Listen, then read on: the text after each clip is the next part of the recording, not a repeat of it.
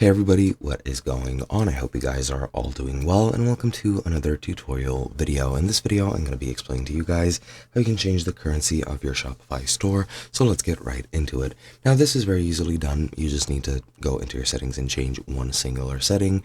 However, you might not have all the currencies available to you. Of course, it does depend on your region. It might not, depending on where you're selling. You might have access to all the currencies in the world. In my case, that is the case. I do have access to all of them. Not sure why, but it does vary from user to user, as far as I know. But without further ado, let me just go right into it and explain to you guys how you can change the currency. Now, it's, as I mentioned, very easily done. All you have to do is go to the settings tab in the bottom left, which is this sort of cog icon, and then click on it and go into general, where you're going to appear anyway once you click that button. Now, as you can see, under store defaults, you have your currency display.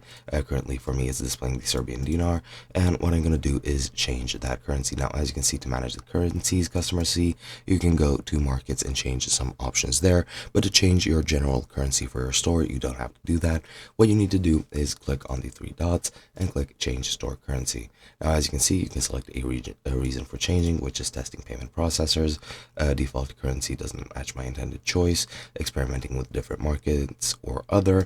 I'm not going to select either of those yet.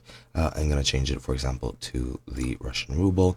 And as you can see, it will require you to review and update pricing across your store to prevent unexpected results. But once you're done with that, just click save, and it should just put it into the Russian ruble currency, and now that is going to be used for my store across the board for pretty much everything. And that is basically all you have to do. Hope you guys enjoyed, and I'll be seeing you guys in another video.